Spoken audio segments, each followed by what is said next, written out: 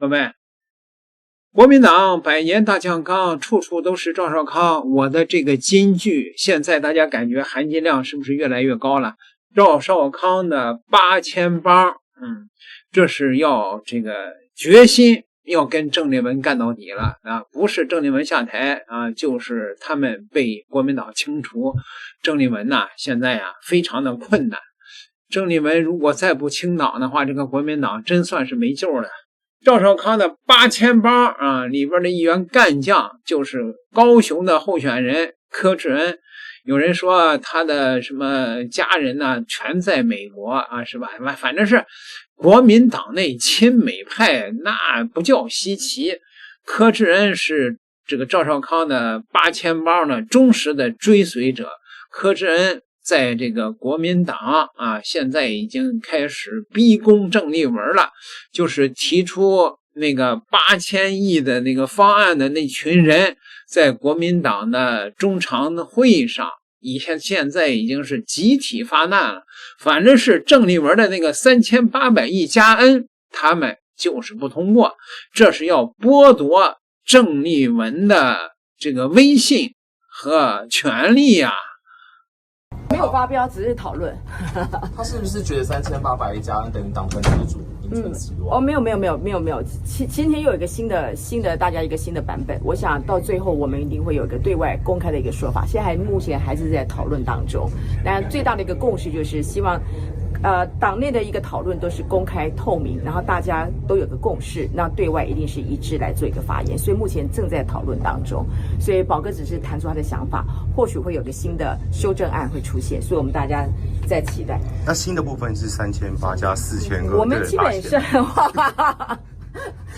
现在目前都还在讨论当中，好不好？我们要维持这个。我怎么这电梯怎么这么慢呢？老师，选情压力很大吗？好，选情压力很大吗？其实跟选情无关，因为距离选情还有7个月。我觉得最主要是要面对群众，我们不想把它变成好像党跟党团中间有很多的汉格，所以大家尽量突破。然后呢，其实都是殊途同归，但是一个对外的说法，还是最上限的8000，还是我们在3000这个8的部分里面做一些额外的一个调整，其实都是在这个部分里面。但郑丽文说要选的都支持3800亿。我觉得这个要选的我觉得这个讯息跟我们的认知有点误差。他怎么看您的民调好像输赖瑞隆今天最新的民调？我这个我可以做一个回应啊。我想我们民调我们都完全是做参考，但是这是三水所公布的民调，我还是要回忆一下。我看到这个民调的时候，我就想到4年前他们在10月的时候做柯志恩民调，好像是97，然后1个月不到11月26号柯志恩民调是40，所以这个民调我们都参考，但是我会看看这个民调的这个效应到底如何，但一切我们都照我们自己的步伐。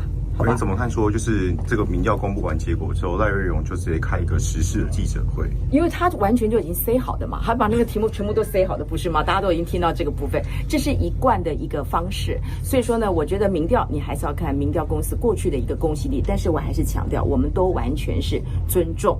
然后呢，从以前到现在，这个民调所能够获得跟最后选举的一个结果，大家可以有迹可循。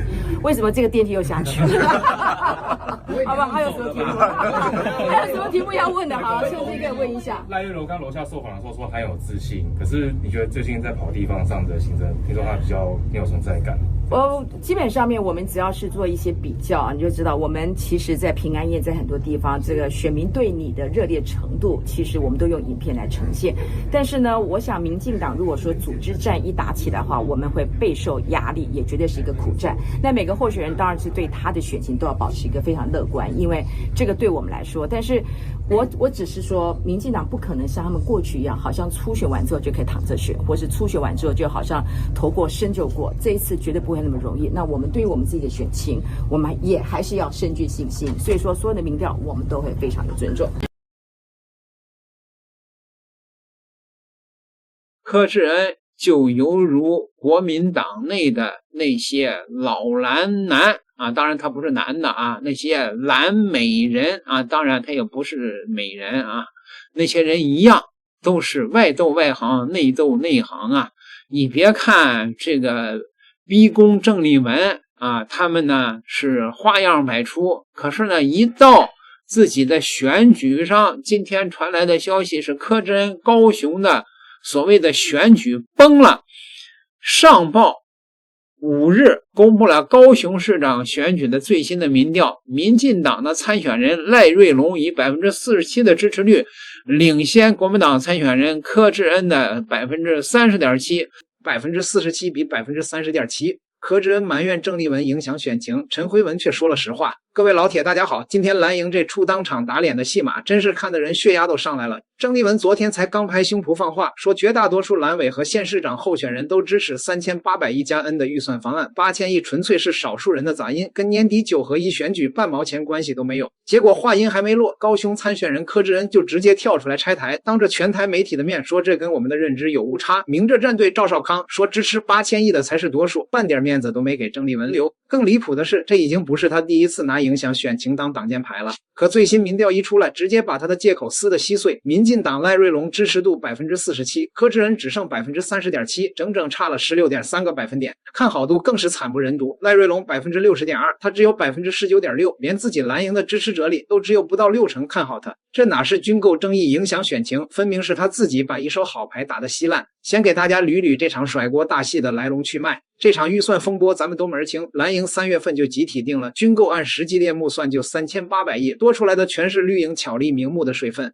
结果赵少康带着徐巧芯跳出来喊8000亿，想逼郑丽文让步。柯志恩第一个跳出来附和，说要是不按8000亿来，他高雄的选情就完了。这话说出来没多久，郑丽文就直接打脸，说预算跟选举没关系，别东拉西扯。可柯志恩偏不信这个邪，今天又当着媒体的面硬刚，非要把自己的选情和8000亿绑在一起。其实明眼人都看得出来，他这哪里是担心选情，分明是提前给自己找好输的借口。到时候选输了，不是我柯志恩能力不行，是蓝营中央拖后腿，是预算没定好，跟我半毛钱关系都没有。这套路他早就玩过一次了。之前郑丽文要访陆，他也是跳出来哭天抢地，说郑丽文这么做会被绿营抹黑，严重影响他高雄的选情。结果呢，郑丽文风风光光从大陆回来，带回10项实打实的惠台政策，帮台湾农民解决了菠萝世家滞销的大问题，老百姓都拍手叫好，郑丽文的支持率一路走高。柯志恩一看风向变了，立刻180度大转弯，也跟着改口说支持两岸交流，那脸变得比翻书还快，谁看了不觉得虚伪？现在他又故技重施，把锅甩给军购预算。可民调不会骗人， 16.3个百分点的巨大差距，绝不是一句军购争议就能掩盖的。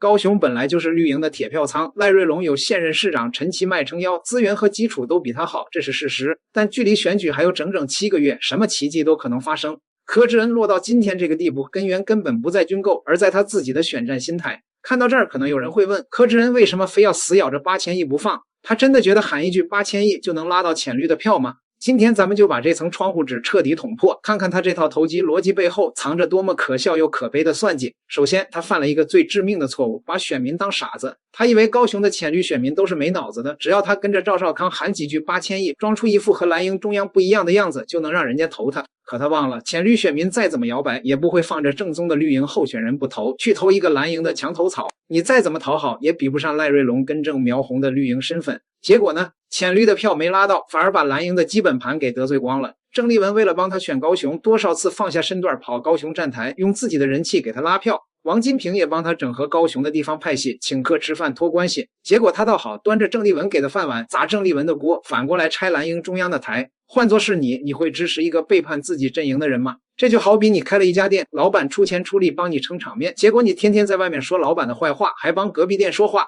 最后不仅隔壁店不会接纳你，自己店里的员工也会离你而去。柯志恩现在就是这个处境，两头不讨好，里外不是人。其次，他没有半点担当，只会甩锅找借口。从参选到现在，我们没看到他提出过什么像样的竞选主张，没看到他深入基层了解选民的诉求，只看到他一次次把自己的失败归咎于别人。郑丽文访陆，他怪影响选情；预算有争议，他怪蓝营中央不给力。反正千错万错都是别人的错，他自己一点问题都没有。老百姓选市长选的是能办实事、能扛事的人，不是选一个遇到问题就躲、出了错就甩锅的懦夫。高雄现在面临的是什么问题？是年轻人就业难，是老人养老难，是农产品卖不出去。柯志恩从来没说过要怎么解决这些问题，只会天天在媒体上炒预算、炒选举。这样的候选人怎么可能让选民放心？更讽刺的是，媒体人陈辉文早就一针见血地指出了他的致命伤，老公孩子全在美国，自己却在岛内高呼爱台湾。这句话真是说到了点子上。你连自己的家人都放在美国，连自己的根都不在台湾，怎么让老百姓相信你是真心爱台湾，愿意为台湾的未来拼命？你要是真的当选了高雄市长，万一出了什么事，你拍拍屁股就跑去美国了，留下高雄的老百姓怎么办？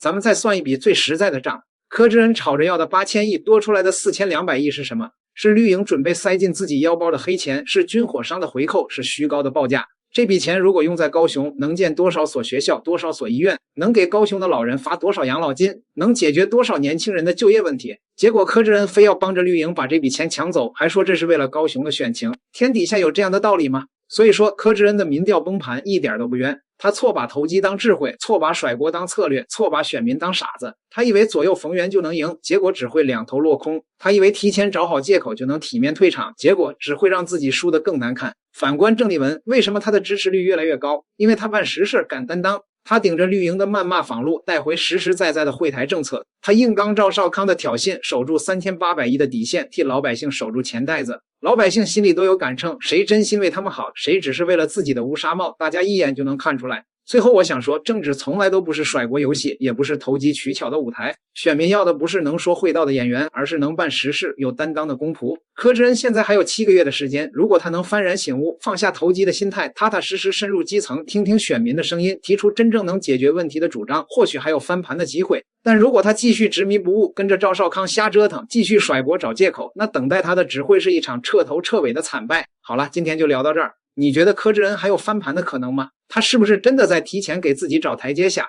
双方的差距为 16.3%， 在看好度方面，赖瑞龙为 60.2%， 柯志恩则是 19.6%， 其中绿营 84.6% 看好赖瑞龙，蓝营 17.5% 看好柯志恩，白营 55% 看好赖瑞龙， 35.9% 看好柯志恩，中间选民 33% 看好赖瑞龙，柯志恩只有 13.2% 啊。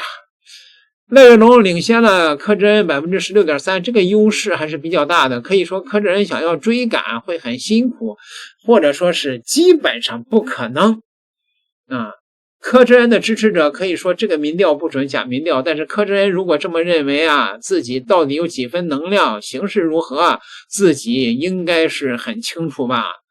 除了支持度差距较大以外，看好度方面更严峻，尤其是国民党的支持者中竟然有只有 57.5% 看好柯志恩，这说明什么？说明大部分人对柯志恩没有信心，认为柯志恩没戏。而这种看法呢，当然从实力的原则出发，认为柯志恩实力不够此外呢，民众党中间选民方面则是一面倒的看衰柯志恩。这次民进党的候选人可以说是实力不是很强的一个，对于国民党来说是个机会，但这个机会在柯志恩手上也很难抓住吧。